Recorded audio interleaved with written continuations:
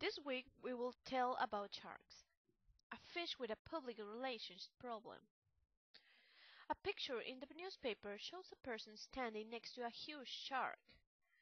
The body of the shark is hanging with its head down. A scale is measuring its weight. The lines below the picture say the shark was a very big one, or perhaps it was one of the biggest ever caught in the area. The person who brought in the fish looks extremely pleased.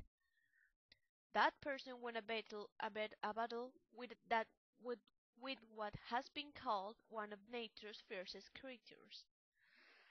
Some people, however, do not approve of catching sharks. They do not think all sharks are terrifying enemies. They know that studies show lightning and shark bites threaten people more than shark attacks. Activists for sharks know that the fish are available in ocean. Sharks eat injured and diseased fish. Their hunting means that other fish do not become too great in number. This protects other creatures and plants in the ocean. Environmental activists worry that some kinds of fish are in danger of dying out. The National Oceanic and Atmospheric Administration estimated that fishing operations kill more than 100 million sharks every day,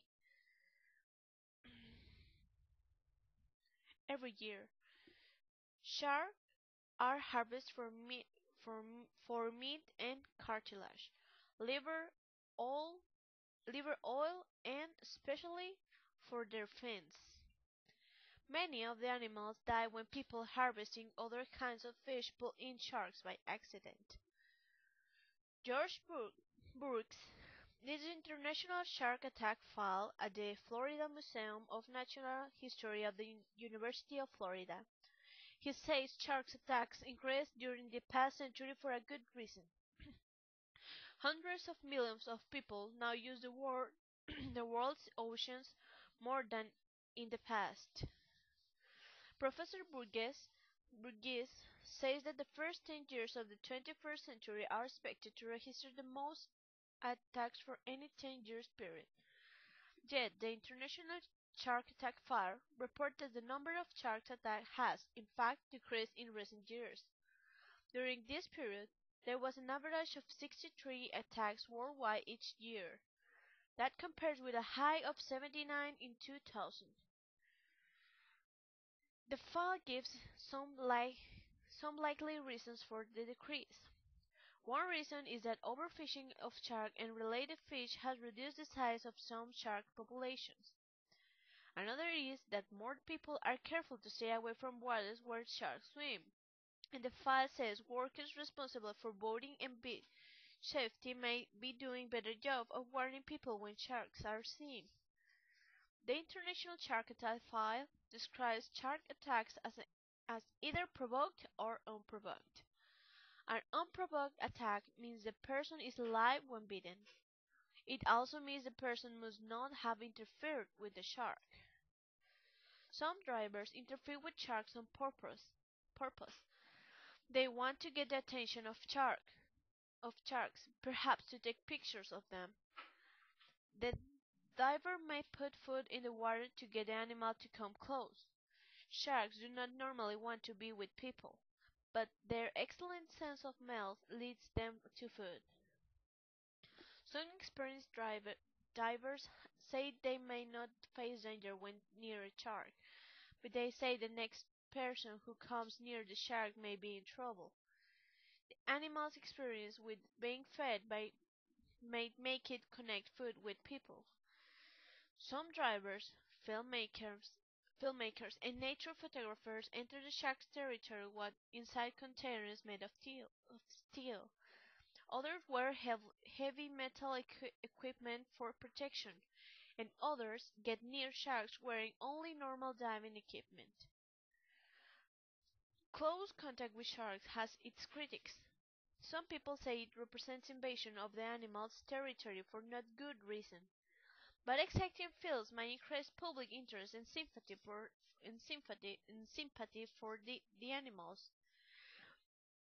Many people wanting to save sharks have formed activist groups.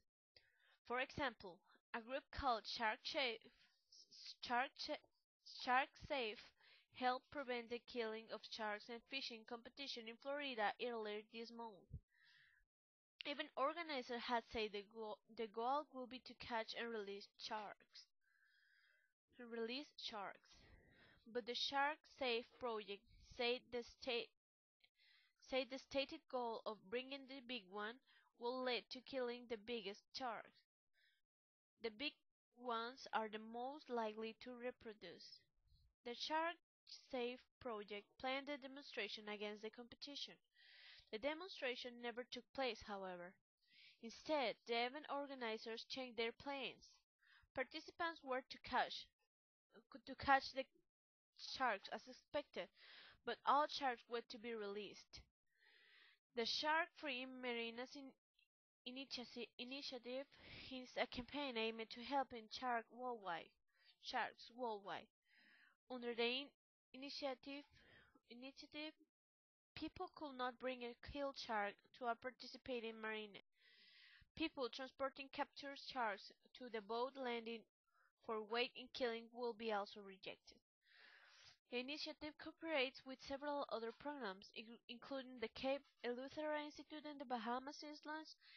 The institute is an educational center that also operates a shark research program.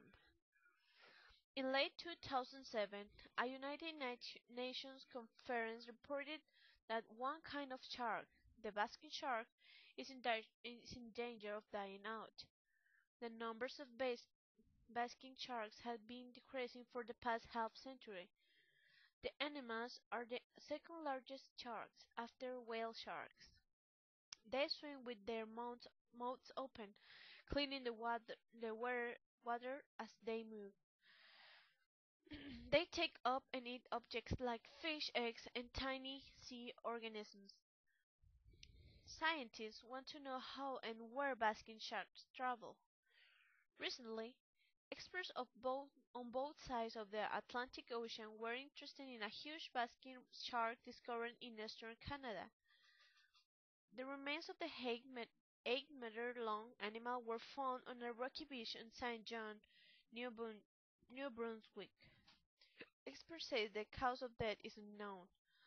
Donald McAlpin heads the zoology collection at the New Brunswick Museum in Saint John.